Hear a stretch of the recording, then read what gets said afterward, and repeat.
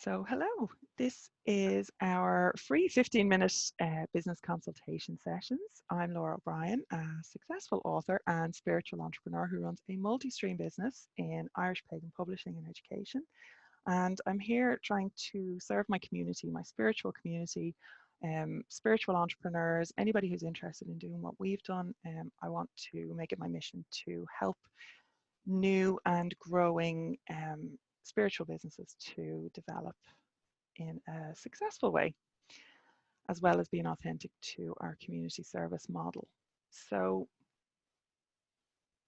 we have Terri. So Terri, where are you coming to us from today? I'm coming to you from West Cork, Ireland. I'm originally from the States and just been over here since August. Nice. So I am no longer working, thank God. Well, I work, but not in the corporate world.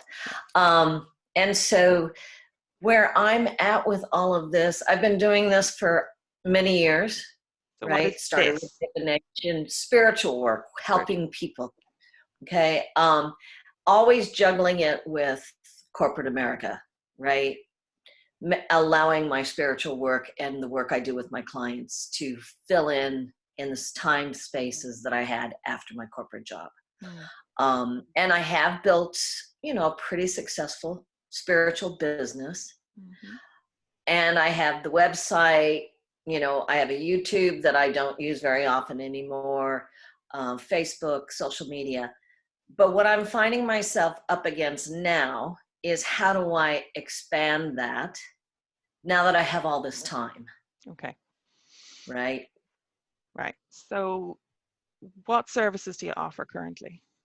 I do soul mentoring, soul channeling, and I have a shamanic practice, and then I do distance healing, energy work. So you don't have to be in person with people. It's not location specific.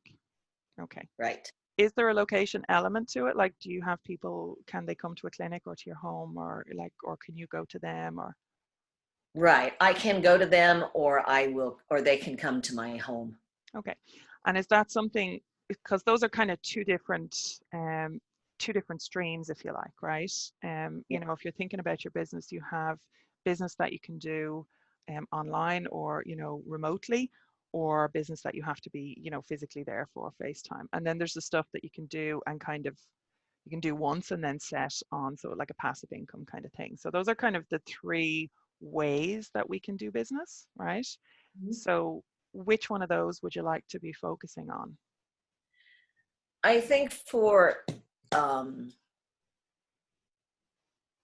probably the distance, Zoom, those types of things, having my clients in a distance, mainly because I can reach a broader audience. I can reach more people. Yeah, and that's a really good choice, because it fits with the third option as well. So you can have some things that are not time sensitive, as in you trading your time for money kind of thing, where you can definitely kind of open up into a more kind of passive income stream down the road, right? So having those online structures set up is a really good way. And then you can always take clients, obviously, in person as almost like as a sideline, if but it is, I know from living rurally in Ireland, that side of things can be a bit difficult, and I know Liv is the same, and trying to set up anything in person in rural Ireland can be a bit hit and miss, shall we say, right? Right, so we're focusing on the online. So you have a website, you said. Is there a blog on the website? Yes. Okay, and you have a YouTube channel that you don't really, or you haven't really used. How long has that YouTube channel been in place for? Oh, let's see. Roughly. I'm going to say 5 to 6 years. Okay, and would there be many subscribers on it, do you think, or? No, there aren't many. Okay. It was primarily, I did what I called fireside chats with crones. Love it. And so, it kind of drew a certain audience. And what I found was my chats were anywhere from 45 minutes to an hour.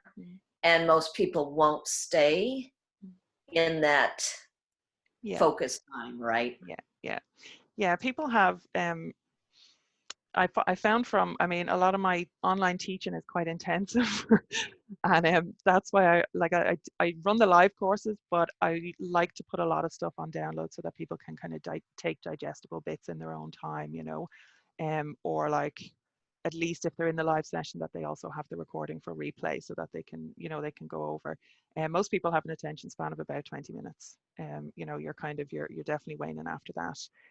So even when you're doing if you're doing an hour session, a really good way to keep people focused is to break their attention. So either get somebody else on talking, or I don't know, you could kind of get up and just, show somebody a plant outside, or, show them a view from your window, or something that actually breaks the attention so that you can kind of reset. Or you can get them to do something as well. So you could set them a little question or a prompt or something like that, and just take 5 minutes. Mhm. So if that's something that's been working for you and that's an issue that you've had with it, that would just be a really kind of quick way to rejig the structure of that. Um, so um, so yeah, like tell them tell anybody who's going to come to the session that they need a little notebook or something with them, and just the physical act of handwriting. Then like write down 3 sentences that describe how you feel about XYZ, right? Whatever random prompts. I mean, you can Google creative writing prompts, and on any topic, and so whatever your topic of conversation is, you can kind of import that into just random little writing prompts, um, or just sit down and have like, or get everybody to stand up and do like a 1 minute breathing session. Just take deep breaths, right? So Mhm. it doesn't have to be writing or thinking. And it's just, if you do that every 15 or 20 minutes through an hour session, it's just enough to break it. I tend to set just little exercises, and I have slides going as well, which actually helps because you can break the repetitiveness. As long as your slides are visually different, you can break the repetitiveness with that. So there's a couple of little tricks that I would use with that. I didn't used to, but I'm getting a lot better. um, so so there's that, right? But for your like how to your main question is how to increase your reach, right? So my question to you would be, what are you most, oh, sorry, before we get there, do you know who you're talking to? Do you know who, Yeah. like what we said with Jess's video, the first video that we did? Your customer, your ideal customer, you're comfortable with that relationship. You can kind of off the cuff think of, like, describe who they are, right? Yes. Yes, good, Mhm. right. So my next question would be, are you more comfortable talking and presenting, or are you more comfortable writing? Okay. Do We both. we just lost you a I'm little bit not there. quite okay. Yeah, you can Yes, do because both. Is that it? Yeah. yes, I'm way out in the rural, Yeah. right? And so I can do both, right? But I'll be honest that I do still have I'm still not as comfortable being visually of seen Hmm. on a camera, right? But if I'm in a group, I don't have a problem. Yeah. So I have been working on that. But and to just talk, right? To just do an audio, it's really Mm. easy for me. Yeah. Yeah. At the same time, I think it's important for people to see somebody. It is the video, I find, like I used to blog all the time, and I really find that YouTube, just getting on either a Facebook video or a YouTube video, um, is definitely reaching more people, and reaching more people in a way that builds a lot of trust, you know, and in a way that a blog post doesn't. And I'm not discounting blogging at all. I think it's very, very, it's very valuable and it's very important.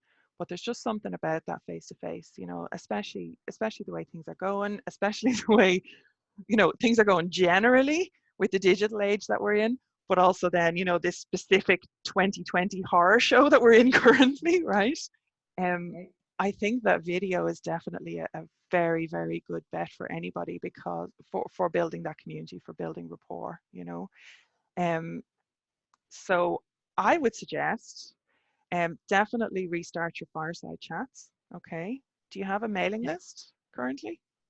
I have some from off of my website, people, and plus clients that I've just, have just come out of mouth. Okay.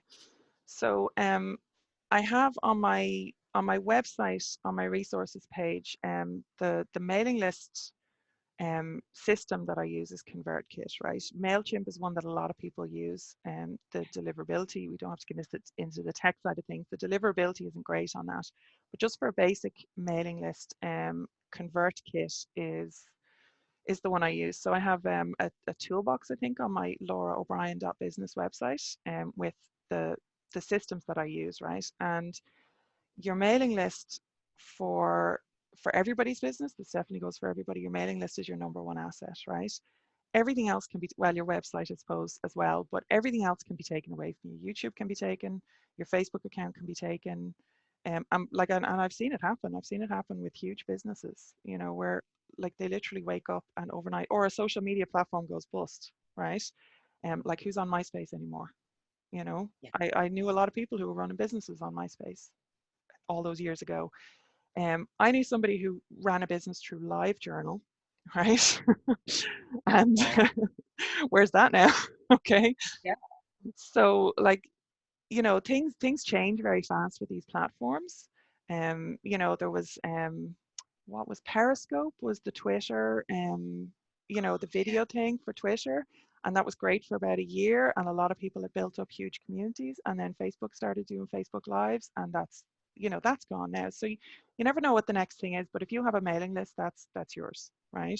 So the software that you're using to organize that just basically keeps it legal. You're in Ireland, so you have to be really careful about GDPR guidelines and everything. Um, but the ConvertKit, and actually pretty much all the mailing list software is set up just to take care of that automatically. I mean, anybody from Ireland who joins my mailing list has to specifically check a box to say that they're okay with getting contacted and all that kind of stuff. Um, so it just, you know, if you just go in and set it up, you're covered legally for data protection, which is very important. You know, I mean, you're running a community, you need to make sure people's data is safe and secure, obviously. So I would say get your mailing list into, get, you know, whatever you can into that software. Now, if if these are people that you haven't emailed in a while, what you're going to have to do is, no, I'm going over time here as well. Sorry. What you're going to have to do is make sure that they're okay to be emailed by you, right? So you need to get them in there and send a first email out that says, um, basically, you know, I plan on doing more YouTube videos, right? Um, you know, remind them how they know you, or how they you know how you've gotten their email, basically. Plan on doing more YouTube videos and putting more content up there. If you don't want to be involved in this, please unsubscribe. Okay.